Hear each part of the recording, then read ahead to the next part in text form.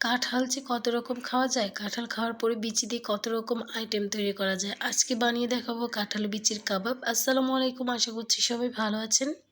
প্রথমেই যা করতে হবে, বিচিগুলি ভালো মতো ধুয়ে পরিষ্কার করে নিতে হবে। লাল অংশ থাকলেও সমস্যা নেই। যা যা দিতে হবে, এই জায়গায় মুরগির মাংস আর গরুর মাংস ছোট ছোট কেটে নিয়েছি। তারপরে এই জায়গায় আদা বাটা, আদা কুচি দেওয়া যাবে। আর এই জায়গায় লং, দারচিনি, এলাচ, জিরা, শুকনো মরিচ, রসুন কুচি, পেঁয়াজ কুচি, সবগুলি উপকরণ আমি কুচি করে কেটে নিয়েছি। তারপর যা লাগবে, এই জায়গায় বুটের ডাল আমি ধুয়ে নিয়েছি। আপনারা এই জায়গায় মাংস ছাড়াও দিতে পারেন, গরুর মাংস অথবা মুরগির মাংস যে কোনো একটা অ্যাড করতে পারেন। এখন আমি সবগুলি একসাথে করে দিয়ে দিব একে একে। ভর্তা অথবা কাঁঠাল বিচির তরকারি আমরা তো খাই, আজকে আমি বানিয়ে দেখাবো কাঁঠাল বিচি দিয়ে কাবাব। অনেক মজাদার একটি রেসিপি, আশা করছি কেউ স্কিপ করবেন না, ভিডিওটি সম্পূর্ণ দেখবেন। আমি এখন সবগুলি একসাথে মিক্সড করে নেব। এটা আমি যখন প্রথম বানিয়ে খেয়েছি আমার তো খুব ভালো লেগেছে। তবে এটা আমার কাছে পুরাতন, কারণ আমি আরও 2-3 বছর আগে বানিয়ে খেয়েছি, তখন হয়তো আমি পেজ খুলিনি। আর কেউ খেয়েছেন কিনা আমি বলতে পারি না, যদি খেয়ে থাকেন তাহলে অবশ্যই কমেন্টসে জানাবেন। সবগুলি একসাথে করে আমি মিক্সড করে এখন আমি প্রেসার কুকারে দিয়ে দেব সেদ্ধ করার জন্য।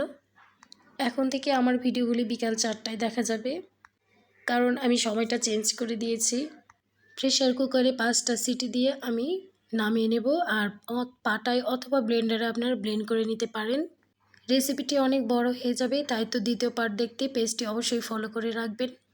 কিছুটা পানি দিয়ে আমি সিদ্ধ করে নেব। আজকে প্রথম যারা ভিডিও দেখেছেন তারা অবশ্যই ফলো করে রাখবেন। আমাকে যদি হারাতে না চান, রেসিপিটির দ্বিতীয় পার্ট দেখার জন্য সবাইকে অনুরোধ জানাবো। সবাই ভালো থাকবেন, সুস্থ থাকবেন, আমার জন্য দোয়া করবেন। সেদ্ধ হয়ে গিয়েছে, বাকি অংশ দেখার অনুরোধ রইল। আল্লাহ হাফেজ। সেদিন ভিডিওটি দেখেছিলেন কাঁঠালের বিচির কাবাব বানিয়েছি, তো আজকের দ্বিতীয় পার্ট। আসসালামু আলাইকুম, আশা করছি সবাই ভালো আছেন। আলহামদুলিল্লাহ আমরাও ভালো আছি।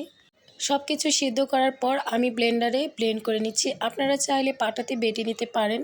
পাটায় বেটে নিলে মিশ্রণটি শক্ত হয় আর কাবাব আকৃতিটা খুব সুন্দর হয়। তা আমি যেহেতু ব্লেন্ডার করেছি, তাই তো মিশ্রণটা একটু নরম হয়ে গিয়েছে।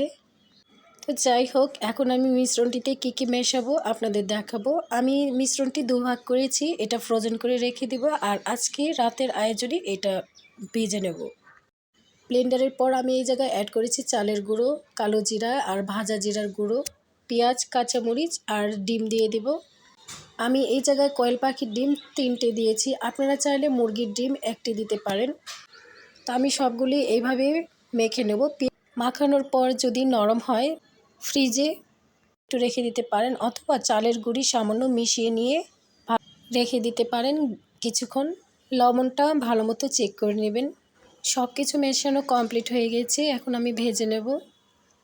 যে কোনো আকৃতি ভাজতে পারেন, তবে কাবাব আকৃতিটা দিলেই ভালো হয়। ছোট বড় সাইজ নিজের ইচ্ছে মতো করে নিতে পারেন। এই জায়গায় আমার ভাজা হয়ে গিয়েছে, দেখুন কি সুন্দর লাগছে দেখতে। আমি বানিয়েছি বলে বলছি না, আসলে অনেক মজা। আপনারা বাসায় অবশ্যই ট্রাই করে দেখবেন। এখন তো কাঁঠালের বিচি সবার ঘরে ঘরে আছে, একবার এই রেসিপিটি অবশ্যই ট্রাই করে দেখবেন। কে কোথায় থেকে দেখছেন অবশ্যই পেজটি ফলো দিবেন, আর ইউটিউব চ্যানেল থেকে দেখলে অবশ্যই চ্যানেলটি সাবস্ক্রাইব করে যাবেন। যারা আমাকে ভালোবেসে ফলো দিয়েছেন তাদের অসংখ্য ধন্যবাদ। যারা আমার এই চ্যানেলটি সাবস্ক্রাইব করেছেন তাদেরকে অনেক অনেক ধন্যবাদ। আজ এ পর্যন্তই, আবারও কথা হবে, দেখা হবে অন্য কোনো ভিডিওতে। আল্লাহ হাফেজ।